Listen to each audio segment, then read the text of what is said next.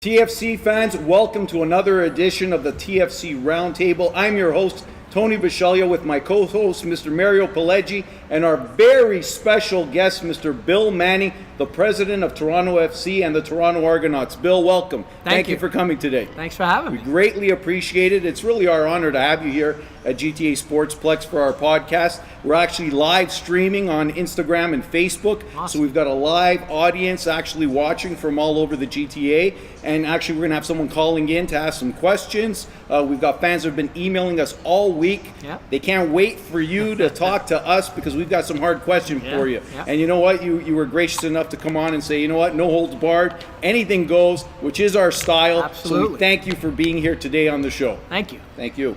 It's amazing, Mr. Manning, and thanks so much for joining the TFC Roundtable podcast. Yeah, my pleasure. Please call me Bill. Okay, Make me Bill. sound way too old. No problem. I just want to point out and mention to everybody here, you are such a gentleman. You are a class act. I'm just going to refer back to about a month ago. We met in the West Club. Yeah. I saw you walking, and the first thing I said is, Bill, time for a picture?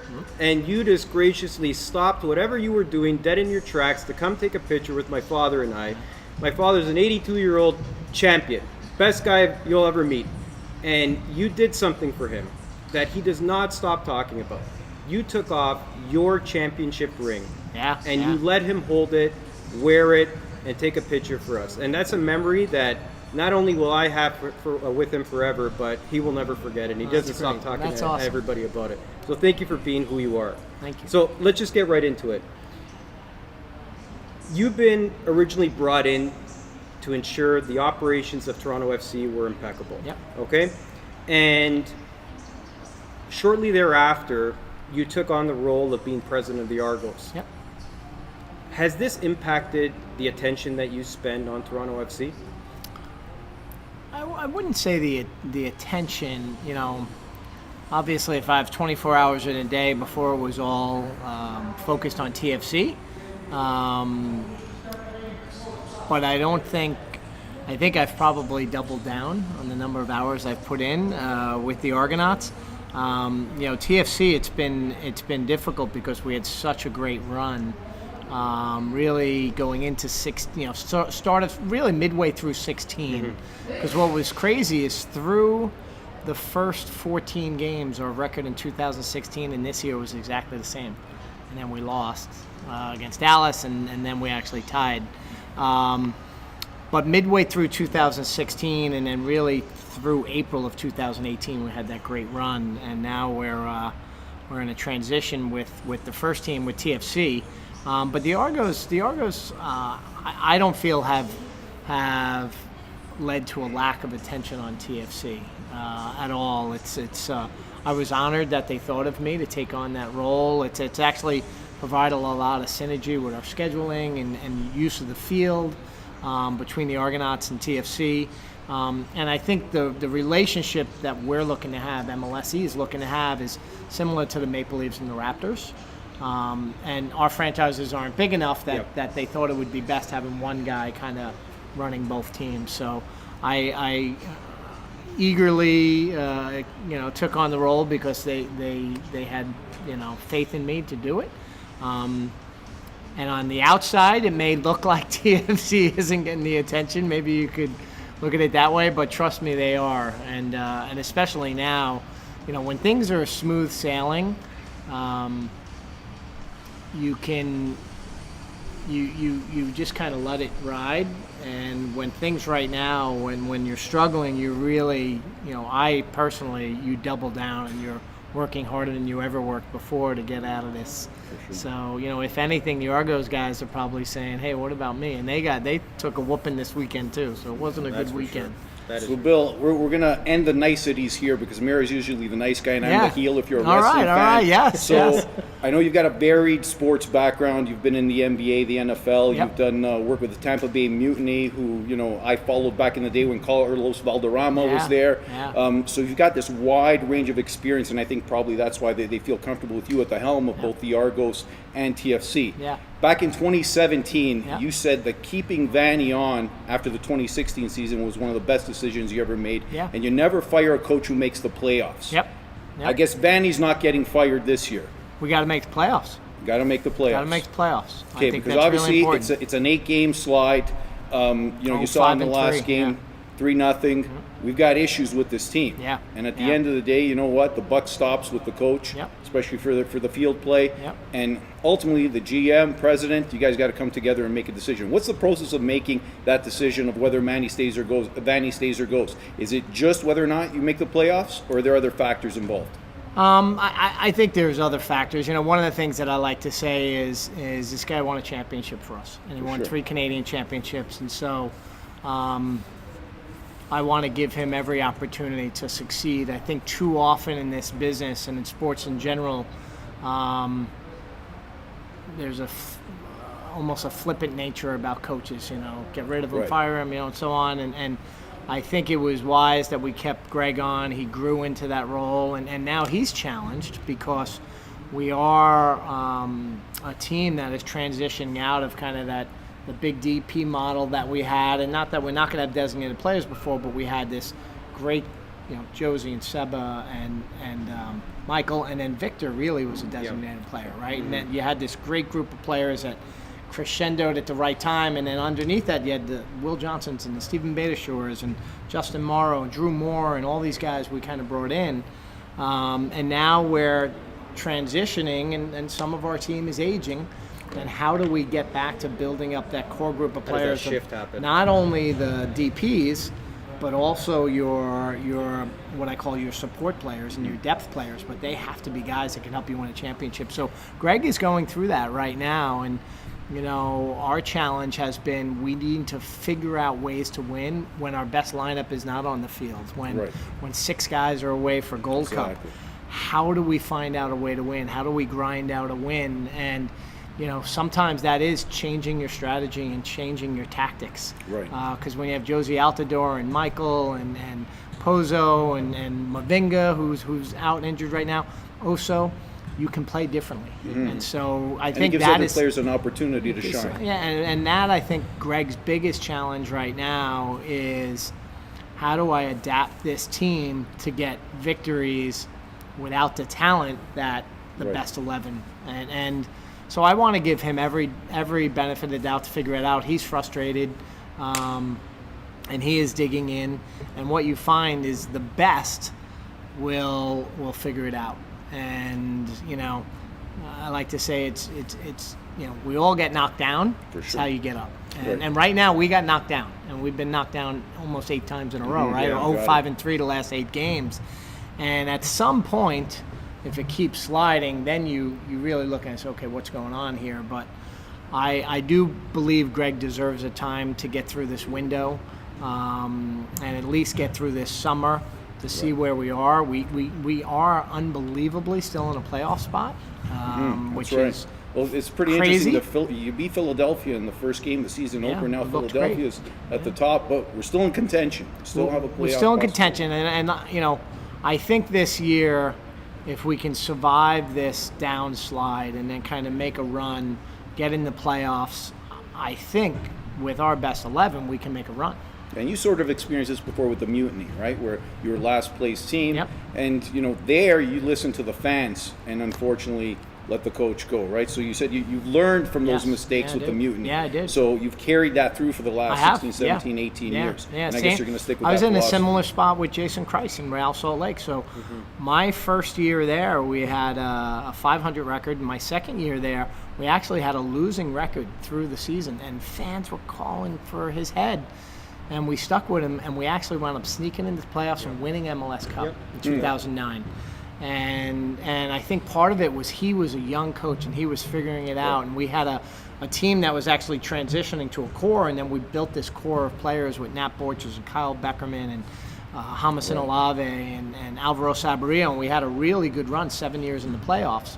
Last year we didn't make the playoffs, and there's a lot of reasons why, injuries, so on, but 2 years in a row is unacceptable. And I think Greg knows that as well. And it's not saying, coach is going to fire this. No, it's we are not an organization with the resources we have and the kite players, bringing in an Alejandro Pozuelo, that not making the playoffs is right. an option. Absolutely. Mario? So just as a follow-up, just to piggyback on that, I'll never forget on the 3rd of November in 2015, you held your first press conference. Yeah. I think it was a breath of fresh air to have you part of the organization, and diehard fans like we have here that follow the podcast. We've been there from day one. You said something that really resonated with all of us, especially with me, and you said that this is a results-based business, Yep. and that to concede more than 45 goals in a given season, you're not going to the Right. MLS championship. No. So in 16 and 17, we were on point, way well below that threshold, Yep. killed it, thus back-to-back Yep. trips to the finals. 18 was an anomaly. I don't know what happened. 1.9 goals a game. We And this year we're we want to 1.8. we want to forget about that. But we're on point right now to crush that 45. Oh yeah, no, we're 1.8 goals against, and you essentially have to be 45 is about 1.4 goals against average, 1.37, something like that. And our defense has really struggled, but the other part is the last 8 games we have 5 goals. Yeah. And so you're getting it on both ends. We do miss Chris Mavinga when he's not in the lineup. Drew coming off an injury still hasn't found his form yet, and Laurent Simon has been a little bit in and out of the lineup. Oro got injured, and it's just been kind of a rotation of guys, and we haven't had the stability that we saw during that real good run of time when you had Beitashour, you had Drew Moore, you had Mavinga, you had Justin Morrow. Yeah. Pretty much played every game, right? And that's been a struggle. That's been a struggle. So the only way, I will say this, the only way we're going to make the playoffs is if we get back to conceding, 1.2, 1.3 goals against for the rest of the year. That's the only way. Can I ask you a Because quick if question we're about giving up 3 goaltending? goals a game, Absolutely. This goaltending, obviously, it plays a part. yep, Goaltending hasn't been the strongest this year, I feel. yep. What do you look for in a goaltender? Big saves. So I was a former defender, and I always say you look for 3 big saves a game. And so when Alex was at his best, he was making some big saves. Everyone remembers the Bradley Wright Phillips saves, right? Yeah. And when Yeah. Bradley Wright scores that goal, we don't win that game. We lose on aggregate. And those are the saves you're looking for. I thought, Quentin actually had a ton of saves this weekend against Dallas, but you're letting in 3 goals, right? That's right. So it's just too many shots on goal. Our defense was too porous. And that is a concern. It's a concern. So there's a reason we brought in Omar Gonzalez. When I was in Real Salt Lake, I played against the LA Galaxy and I played against Omar, and they won 3 MLS Cups. And he's a winner. He's a dominant presence. We've never really had that big 6'4", 6'5" center back. Set pieces. He's a dominant player, and he's been in big situations before. Even when he went down to Mexico, he went to Pachuca. They wound up winning. Yeah. And then when they changed coaches, he fell out of favor with the coach, and that's why he moved over to Atlas. And then the first Atlas coach played him. And he's doing fine, and then they got rid of the coach, and you know how it goes. And so he is really excited to take on what he feels, where he's still in the prime of his career, a real long run in Toronto, and he wants to do what Michael and Seba and Josie kind of coming here did. He's saying, I want to do that Right. now. So is he the next phase of the Michael Bradley? Obviously. I would equate it more to like Drew Moore and when Will Johnson came in here, those guys. So he's the first piece towards. Yeah. Because Okay. if you remember, we had the big DPs, and what we needed was some more leadership, and we needed and Drew clearly gave us that. And Drew at 35 years old is a 34-game season is going to be rough on him. We need Drew to give us his best moments in big games, but it's a long season for him. And he has, in his credit, like I have always said on this podcast that I thought that Simon was going to be that cool-headed, level-headed individual in the back that was going to educate and mentor that back line. I haven't seen it. I hope that does come out. It's just there's a disconnect. I think Laurent. I thought in the first half this weekend he was good. I think he's started to come on. He's had some back issues, and I think again that's it changes the way you play sometimes. When you have these little nagging injuries, and it is one of those things where when you are in 33, 34, 35 years old, you need some depth that can fill in for you. So it's not you're not relying so much on these guys. And so I think with Omar coming in, I think it allows us to have a player who can be an everyday starter for us. And then you can have kind of a rotation a little bit with these guys, and they can give us their best when we need them. And, I go back, though, is I think Omar is going to have a similar impact like Will had. Will Johnson was with me in Salt Lake, and he was a winner, and he was a gamer, and he helped elevate everyone else. And Drew did that as well. Drew, really stabilized our back line. He stabilized our back line, and that's really what we're hoping Omar can do for us. So is it noticeable that the morale of the team, especially in the dressing room, in the locker room, is not where it was in the past? Is there a noticeable difference? For me, it's not the morale. It's really the group is getting along, and they are the practice sessions are lively. They're enjoying themselves, but they're frustrated. What we don't have is the swagger. Right. We had a swagger, and we had a confidence that no matter if we went down 1-0, we were going to win. Absolutely. And you had a group of players that fought hard, and I think when we started the season, we started well, and then Josie got injured, and I think with the new formation with the one striker, there was crap, right? And then all of a sudden, we started losing some guys, to Gold Cup. Chris Mavinga went down, and then what happened? Things just snowballed, and so I wouldn't say that it's fractured locker room, because the guys actually believe. Part of it, though, is there's a different level of believing when you're getting it done every single game, and that, I think, to get your swagger back, you have to win. And so right now there's I saw when Dallas put that second goal in, I was like, we're done. And you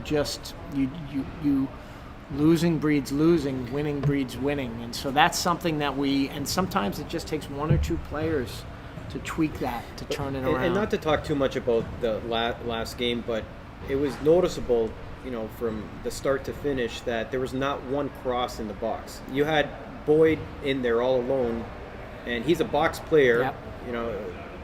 There was not one cross in there. Yeah, no, it's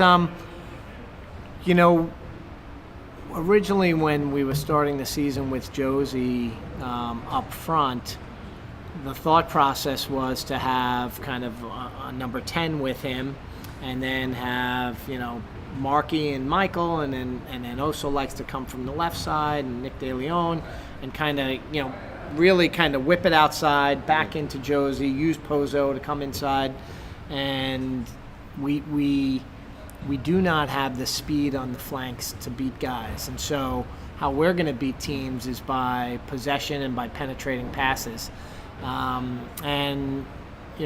We started out well, and we scored a lot of goals early on, and then the wheels fell off the bus. And it really does show you, how critical Josie is to us. And in the past, we played with the two forwards, with Seba and Josie. And if they took Seba out of a game, Josie was going to get you. If they took Josie out of a game, Seba was going to get you. If they took both out of the game, you had Victor. And Victor was a magician. And so I think Pozo really, took over Victor's role. He's a younger version of Victor. What we really have struggled with is replacing Seba's production. And that was, I think, when Greg approached this season. And we still have TAM money that we're going to use for an attacker in this summer window.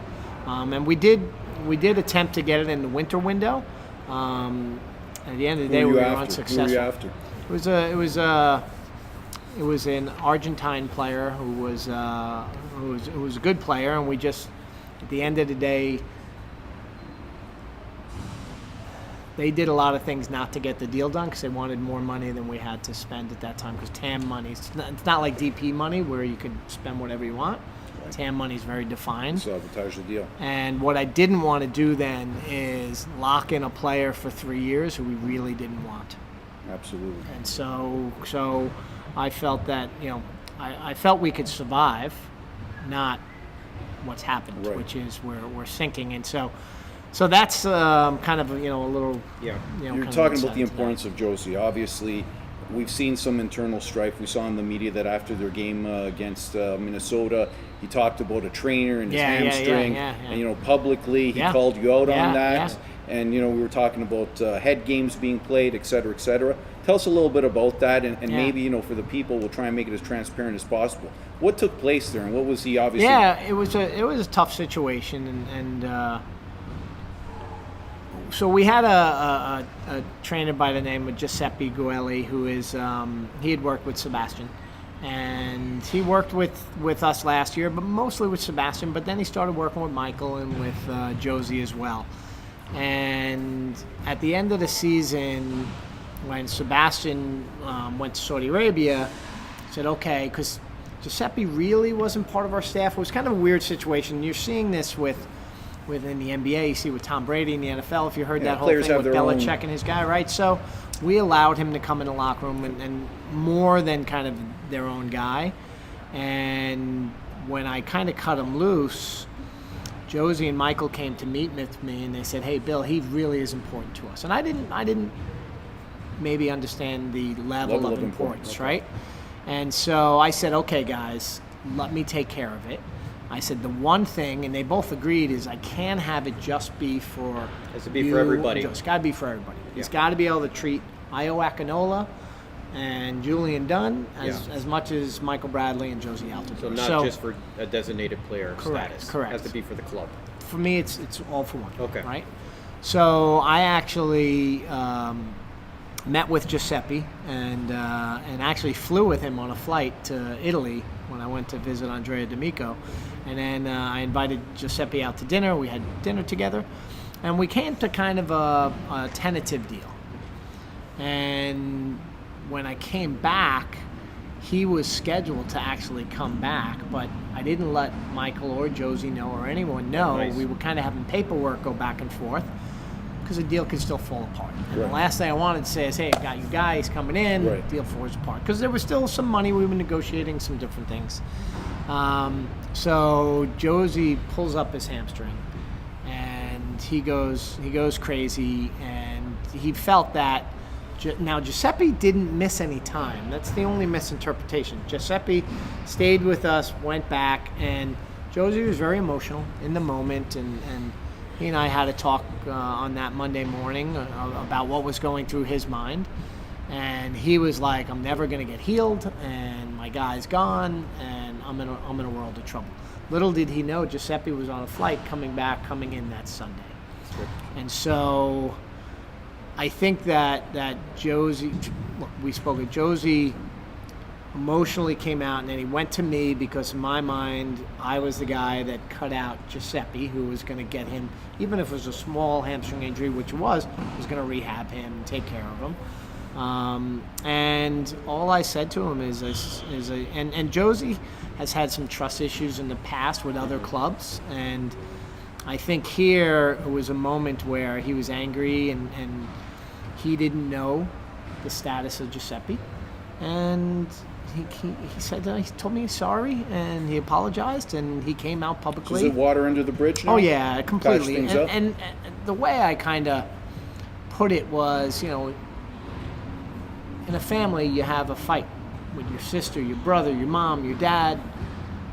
We had a But in Italian families, we don't air our dirty laundry. no, I know, but Right. but We don't air our dirty but it laundry. was an emotional outburst, and look, I think he would tell you he has, he said it was something that, but Josie's an emotional guy. I think it's what makes him a great player, and he said to me, he was choked up even, and of course we talked to him, we talked through some things, and he didn't know that I was going to bat for the group, for the team, and now Giuseppe's with us, and Giuseppe's part of our staff actually now. He's he's not under even contract with he's MLSE, with us, but- and he works for the club For the foreseeable future. for the foreseeable. And How did Jovinko steal him? How did you he manage still to works. get He him? still works with Seba. but he's under but he's contract. here for. So the way he works is Giuseppe's here for 2 weeks a month, and then he works with the guys when he goes back to Europe because he has some other clients. Oh, I see. Okay. But he makes sure that they're up. He probably FaceTimes with them every day. Okay. And then he comes back, and so we worked out a schedule that works for everyone. We got the machines, but we've made Giuseppe now part of our group, part of our team. And for me, how I equated that was it was a little family kind of conflict, misunderstanding, which by that Monday morning we were good, Settled and and good. I don't look back. Because you there's know? not much news on Toronto FC in the media anyway. So when something pops up, it's like a grand. Do you think the importance, Raptors right? have anything to do with this? Obviously, I think you've been let off the hook a little bit because of the success of the Raptors, right? Because I think there's a lot of stuff going on with TFC. Yeah. But, the spotlight obviously has been on the Yeah, Raptors yeah. in Toronto. Rightly so. And that's let you off the hook a little Yeah, bit, yeah, right? a little bit. I There's not enough people writing about TFC. That's the problem. it's. You're right. I think the Raptors have taken up so much Right. bandwidth, which has actually been a good thing for us during this slide. And what I'm hoping is we get the big guy back, and Michael comes back from Gold Cup, and also Omar comes in. It's new acquisition, and there'll be another smaller. We're trying to do 2 with the remaining funds we have, Yeah. and I'm hoping these guys are going to be exciting and add something. We had added a young Argentine last season, Lucas Janssen, just on loan and he was a good player. So it's going to be a Lucas Janssen type player plus Nice. is what we're looking to do, and they're not easy because what you find is with this TAM money is interesting because you're allowed to spend up to $1.5 million on a player, $4 million overall. But with transfer fees, the transfer fees go into that. And so if you buy a player for $3 million and you do a 3-year contract, it's $1 million. Right. So the guy may only make, but now you got to make a good player for less than $500,000, which Difficult isn't to do. always the case. And Difficult so to do. you find you generally have to go with a younger player, or sometimes a player who needs a second chance, like Victor Vasquez did. In Mexico, things Right. weren't going well for him, and he needed kind of a second chance. Chris Mavinga acquisition. in Russia was not in a good place, and he had a really good pedigree though in France, and so we took a shot on him. And so, But that has to or be the, it's a young player who is and on the up, who's coming In terms up. of that and development, do you think we need to start focusing on some homegrown talent? We've got some really great young academy players with experience, international experience. Yeah. Do you think it's time we start nurturing in-house more than looking outside? Well, I'll tell you, we do, but we're at, I call it the tip of the iceberg right now. So I just came back from San Diego where our 2000s, our 2002s, and our 2004s are playing in the U.S. Soccer Development Academy playoffs. Our U15s are in the national championship. So Nice. our U15s play LAFC tomorrow. Now this is 2004s. One of the players on that team, Jaquil Marshall-Ruddy, is a pro already. We've already signed him as a pro. And they are our best age group. I mean, they are a tremendous group of young players. Our 2002s won and tied 2, didn't get through their group, but they did not lose a game on the field. And they had 2 pro players on their team, the 2002s. Ralph Priso and Jaden Nelson, who was injured. He didn't play, but he would have been on that team. And then our U19s actually won their first 2 games and then lost to NYC, didn't make the quarterfinals. We feel really good about what's coming up. When you've seen now, Liam Frazier is the very tip Right. Yeah. right now of this He's- iceberg, Yes, okay? yes. Then you've seen him a little bit, and he's someone we think has a lot. What I've really liked is he gives these penetrating passes He's doing well. that you see. Very He's impressive. still young, and so I think he's going to be a guy that over the next 3 or 4 years you're going to see a lot more of. But then underneath him, you have Io Akinola, who is now healthy again. Yep. So the last time he played was in Atlanta, and he's a member of the U.S. U20 team. Would have went to their World Cup, but he actually got injured in that game. Tried to rehab, but just was still hurt. So he's prepared, and he's going to be ready for Wednesday night's game. 2 young guys you may not have heard of. Julian Dunn is a center back, as a 2000. Noble Okello is another one, as a 2000. Has a lot of interest from teams overseas. Both these guys are homegrown players. They're with our academy, both pros. 2001, Jordan Peruzza is our leading goal scorer for our U.S. He actually was over in Italy for 3 right. years.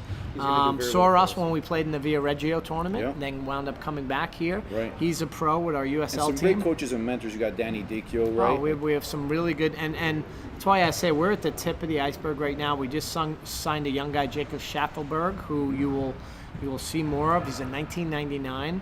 He's actually from Nova Scotia, so he joined us as a U19. So he wasn't part of like the full system, but he joined Danny's team as U19. Did fantastic. We brought him up to the USL team. He's done really well. He has pace. He's got a lot of pace. Left-sided player. Jordan Peruzza, Jaden Nelson is a professional player now. He's a 2002. We have Tariq Muhammad, who's playing for our USL team, who's going to be a pro. I mean, he's going to be a TFC player. So I say it's the tip of the iceberg right now because we have a group of players coming up. What they're not ready to do yet, and I say this a little reluctantly, they're not ready to grab the mantle yet. Okay. They're not And ready take for the first- team. yeah. And I think over the next 2 or 3 years, and this is why I use this transition, I think you're going to start to see the emergence of Bayo Akinola. Julian Dunn is a center back. He's only 19 years old. It's 2000. They need a couple of kilometers underneath their belt. They need to play next to a Drew Moore. Yeah, They need right. to play next to an Omar Gonzalez, and that's how you kind of bring up these young guys. We have another young guy, Rocco Romeo, who we had on loan in Denmark, who just came back. He's going to play with our USL team the rest of the year. He's a 2000, and these are guys that. Did you see the game when we played Juventus a couple of years ago? Yes, The yes. U17s. Yep. Rocco Romeo and Julian Dunn were the center backs. Yeah. And we tied 1-1. Also, he was there. And so that's why I say we have these young players, and we have a number of them are all under USL contracts right now. Only Io and Julian Noble and Liam are under first team contracts, and now Jacob as well. But you'll start to see that transition Right.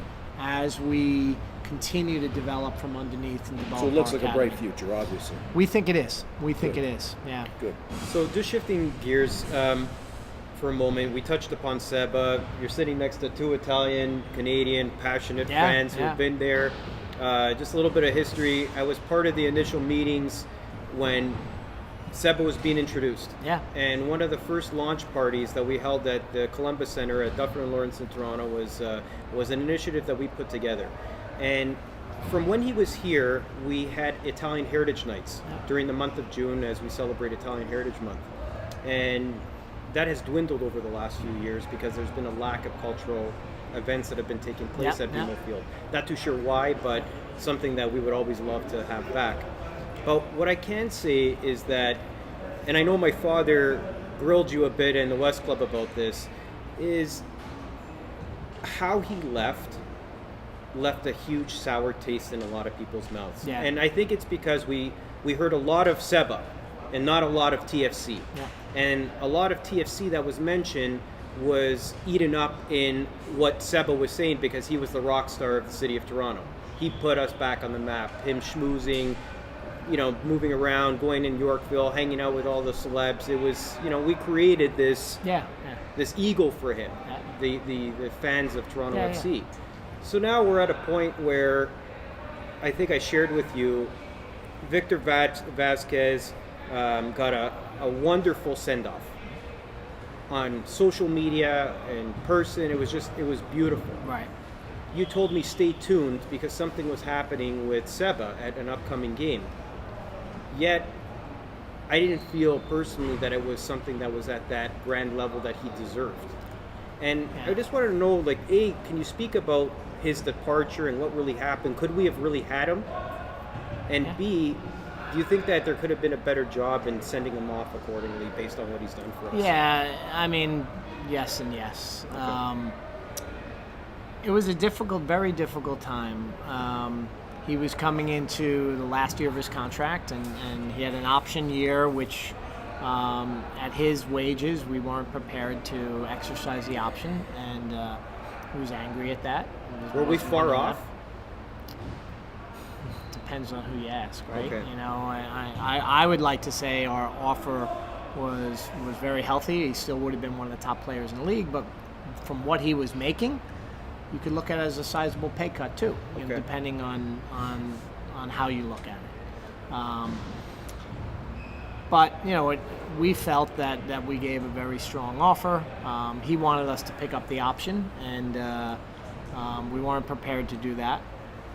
And it was emotional. It was tough. And at the end of the day, Andrea, look, we still had him under contract, but Andrea came up with an opportunity for him in Saudi Arabia, where he could make some money that he probably could never make anywhere else, and he took advantage of it. And I spoke to him on the phone too, and we were kind of holding, and it was difficult to sign off on those loan papers. And finally, we were able to negotiate a transfer fee that made sense for us. And but it was difficult. It's never easy. And I say this all the time. At the end of the day, it came down to dollars. Because a lot of fans felt deceived, right, with him in Los Angeles and then leaving for treatment. There was a lot of articles that were put out there that led us to believe. And I remember he conversing trained. with He was with the team training. We get it. We saw the Yeah. pictures. There was proof that he Yeah, was there. yeah, It's just the way that it was construed in the media and the information that was getting. I remember I said to Tony, he's not going anywhere. He's staying put. What did I say? You said 100% he's leaving. He's gone. He's gone. And it was a back and forth thing that we were going on, and I didn't want to believe it. Yeah. I think a lot of fans, everybody didn't want to believe it. It's just now we feel like there's this void that's gone. Yeah, look, he's. How You do see you it how do you reflected in replace? How do attendance you? as well, I think. Yeah. I equate that some to the losing though. I sure. think we start winning again, and I think we'll get that back. I think. Replacing Sebastian Javenko was never going to be easy. And what we had decided was we needed, and we kind of had the perfect storm because we lost Victor too. Yes. And Victor in 2019 would not have been the same player in 2017. So he broke down a bit in 2018, and look, he had an opportunity to go make some money for himself, and he did it a much different way than Seba did. He came to us and he asked us if we'd make a move, and we came up with the right transfer fee. Seba's was more emotional because he was angry. He wanted us to renew his option, and we had to make a business decision So at the end of the day. And I think it's really clear, what it obviously, came down soccer is a business, right? Yeah, It's a business yeah. for players and Yep. for the corporate entity. Yep. So in terms of what happened with Seba, I want to ask you this question. Do you think you can have a dynasty with a sports franchise when it's corporately owned? Or do you need an independent owner? Like, you've been around long enough. No, I think you can because, and I'll say this, our ownership group, and I know it's corporate owned though, but you can ask Masai, Brendan, myself. I mean, we run it, and we have budgets So just like every Tannenbaum other team. gives you the key to say, give me a cup. Absolutely. And I still talk to Larry once a week, once every other week, and I'll always let him know what's going on. We just had a transfer offer for a player, for example. I told him, hey, we got this. We turned it down, just so he knows, keeps him in the loop. He's my boss, right? And at the end of the day, though, we have a budget, and that we manage the budget. And It sounds like you're being frugal, especially when we're talking about the trainer, for example. You're negotiating a contract. I can't imagine the contract of a physiotherapist being that immense that an MLSC. surprised. Well, then I would be surprised because Yeah, this guy yeah, must yeah. be asking for big bucks. Because when it comes down to the nitty gritty, you want to win championships, Yep. you got to spend money. You Yep. know it, right? Absolutely, and that's why we did what we did for Giuseppe. I'll tell you what, and deservedly so. He does great work. His deal is very strong deal within our league, and for me it was about, and I say this all the time, if it results in winning, you do it. Sure. And you can't be silly, but you Right. do it. And I think the transfer fee to bring in Alejandro Pozuelo, I think people saw we're not going to be shy about spending money for the right player. Sure. And part of that decision was we felt we needed to have an attacking midfielder, and that's why we went, instead of another striker, that's why we went for Alejandro first. And the thought was Josie would be up front, you would have Alejandro, you still have Oso, you still have Michael. We can kind of, have Josie work. do what Josie does, have Alejandro be the man, And those two have only been on the field for 3 games this year. Did And that's Poso been really- a bit of a challenge. Did he really need to have the number 10 in your perspective? He wanted it. He wanted No, he it. wanted Oh, it. Yeah, he wanted yeah, it. he Oh, wanted I'm it. really glad that was clarified. He's a number 10, you know, Okay. and he wanted that number. And look, numbers get passed on in soccer Sure, all the time, sure. right? And so we said, yeah, and Sebastian Javenko will always be number 10 with Toronto FC, and we hopefully expect- Alejandro has a great career and he'll be a number 10 as well. Could we expect Seba's jersey to be on the Wall of Honor anytime soon? So in the Wall of Honor, that is the Wall of Honor. There is actually moments. So he's up there. We don't have any jerseys up there. In our training ground, we have a little kind of wall that has our All Stars and our best 11 players. Mm-hmm. We haven't really put a Wall of Honor for players' jerseys or anything like that. We more celebrate moments, and Sebastian's all over that Sure. that wall down there at BMO Field. Look, I think it was nice. I had texted him to join me for the game, and he came. Saw and, that in your president's suite. Yeah, and so it was a good opportunity, especially for he and I to hug it out and laugh a bit. And his agent and I, Andrea D'Amico, have a friendship, and we're going to do a lot of business together with Andrea over the years.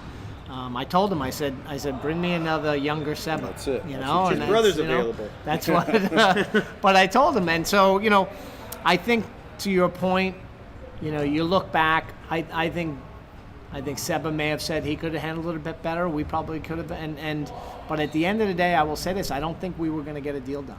Okay. I think he Too had, far apart. and it was just too far apart. And but I think time heals everything, and he came It back, does. and we welcomed him. Like I literally was getting a text from the Raptors game saying, "Seba's here. Should we put him on screen?"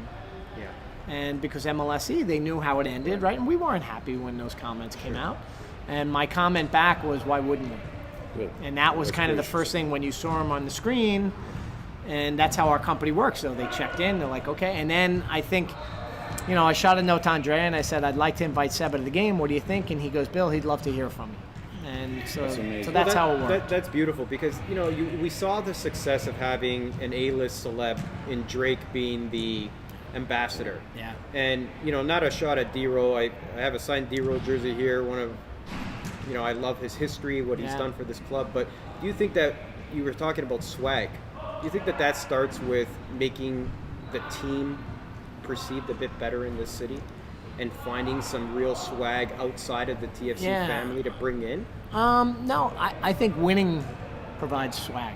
Okay. When you're winning and you're a team, fans always respect winners, right? And even my team in Salt Lake, we captured that city of Salt Lake, and we're a soccer team no one knew about. The team only started in 2007. By 2011, we were selling out every game, and it was this consistent winning. And so I think we were able to really capture the city there for almost a 2.5 year period.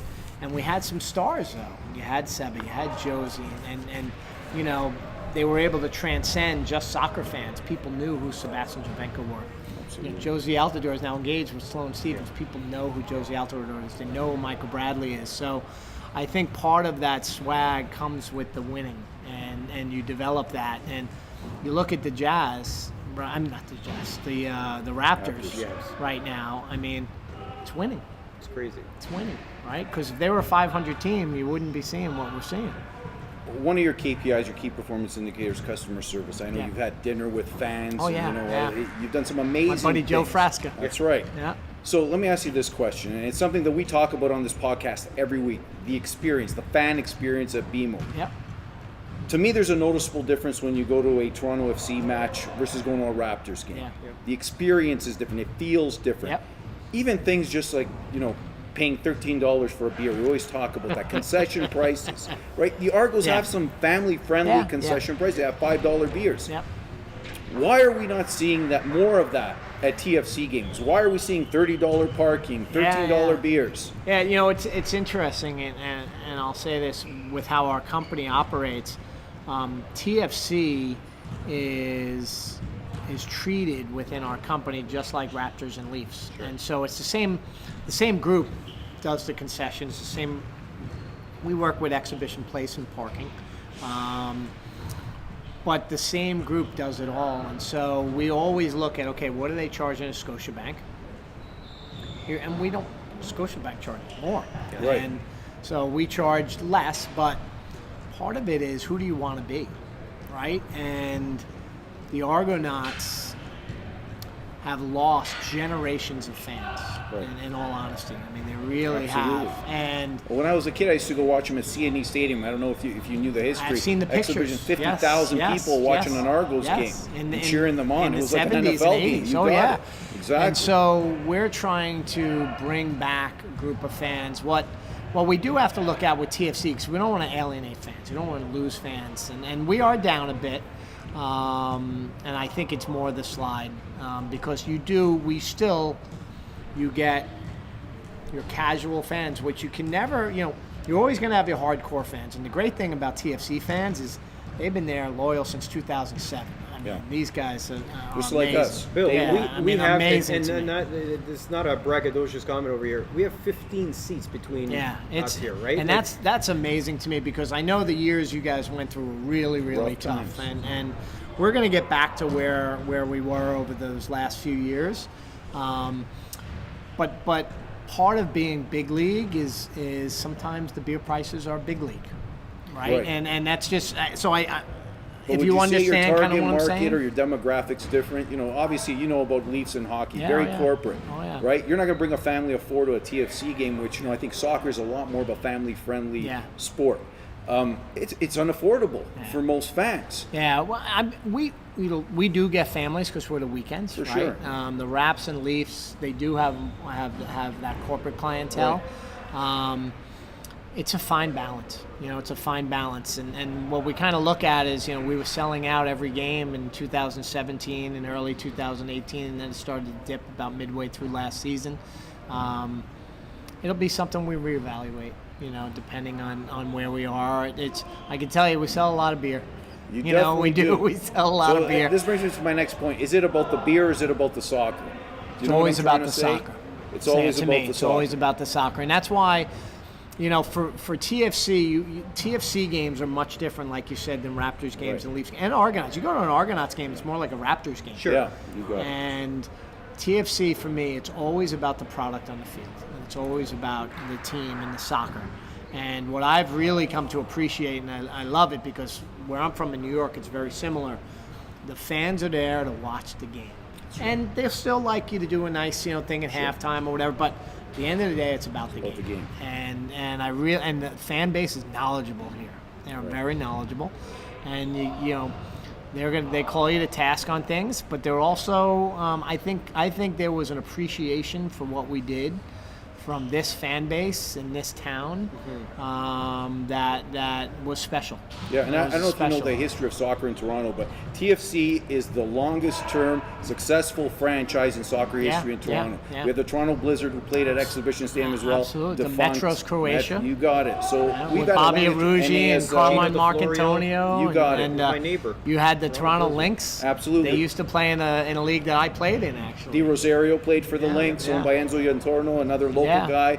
yeah. So that brings me to my next question. You got the CPL now. Yeah, You got yeah. this. What do you think about it? Because I know players are coming up and down. Yeah. What's your thoughts on that in the future of Canadian soccer? Is there room for 2 pro leagues? Can CPL coexist with the MLS? Without a doubt. Without a doubt. Jimmy Brennan is running the York Right. team. He's a TFC legend and the first signing ever for our club.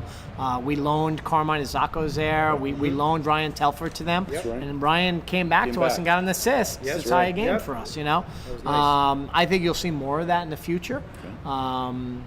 Look, I think I can equate where they are to where MLS was in 1996. And when that league first came out, and it was growing pains, and the level of play maybe wasn't the greatest, and over time, you get there. I think the talent in Canada right now, and I say this, I think within 10 years, 20 years from now, Canada is going to be right up there with the U.S. and Mexico. I think within the next 10 years. Well, why do I you think that? Because we're spending more money in terms of development and TFC and I do, CPL, but I more also exposure? think, and I see it here in Toronto, the demographic in Toronto. There's so many first-generation Canadians where Sure, their right. parents loved the game, grew up with the game, and they're coming out of the womb with a soccer ball, not a hockey stick. Yeah. And we see it. You look at the complexion of our teams and our 2004s, our 2003s won the Dallas Cup. I mean, that's if you ever heard of the Dallas Cup, it's one of the most We're not doing prestigious enough of a tournaments in the job world. speaking about these successes, and I'm really glad that everybody here had an opportunity to hear about these success stories, because where else are you going to hear it? Nobody's writing about it.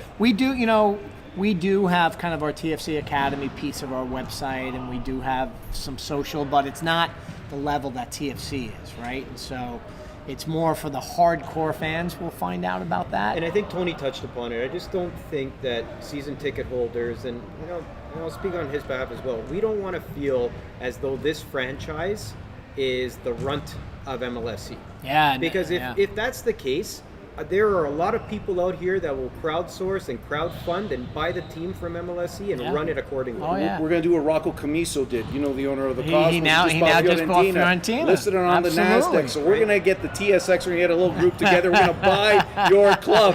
You heard it here first. You're on TFC staying. Roundtable. You're staying. Oh, want man, you. I tell you. If we can come to an agreement, if we're not that far apart. The expansion fees are unbelievable, right? So think about MLSE bought TFC for $10 million. That's right. That's right. And Ottawa Fury's Montreal, only $3 Impact. million. We could get them. If And we you're wanted. now looking, and the guys in Out of Fury are doing a great job. We have a couple of players on loan to them right now, Aiden Daniels and Robert Boscovich. But MLS franchises now, you're talking $200 million for an expansion fee, and we're eventually going to go to 30 teams now, and who knows, maybe 32 one day. And I think it shows the popularity of soccer. And I'm very proud. Like, Canada has adopted me this last 4 years. My wife and I love it here. And you have Montreal, Vancouver, and Toronto. And you look, we have 5 boys that are going to play in the U17 World Cup. And that's 5 boys from this area. It's amazing. And I think in Vancouver has, 6. They have 1 more than we have. Montreal has another 5 or 6. And then there's 2 boys from overseas. But it's made up of those 3 teams. And then now you're going to have all these CPL teams, and they're going to have academies. And I just think Canada, and then when we get the World Cup in 2026, what it did for the U.S. in 94, it's what it's going to do for Canada. It's going to be big for us. And just to double down very quickly, if the MLS grows, because it's, a lot of my friends laugh at me because I follow this team, the club. It's not a European club, but we love Toronto. We love everything. But you can be a fan of Man U and be a fan of TFC. Of Absolutely. course. But there are some believers out there that say that you can't. So the MLS is growing. Beckham has some interest. A lot of big His players. team starts next year in A Miami. lot of That's big right. players are going to come. I think we're going to buy season tickets there too, just so we can make some money. And I feel that if the league grows, can we expect that if there's a 4th DP slot that Toronto, it's a no-brainer, signed, sealed, delivered, we're getting one? No. If they open it up? Oh, if they open it Yes. up, of course. Okay. Yeah, I mean, my bosses and our organization, we want to be amongst the top spending teams in terms of getting the right players. And you're never going to see us. I mean, we were so far ahead of everyone else these last few years.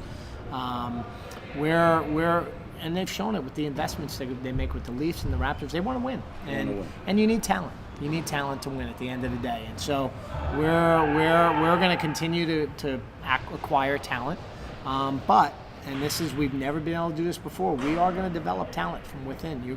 Some of these guys I mentioned, and Jaden Nelson and Jordan Peruzza, you're going to see these guys playing for TFC. And, it's interesting because I wonder about the whole Canadian thing. You mentioned the CPL. Sure.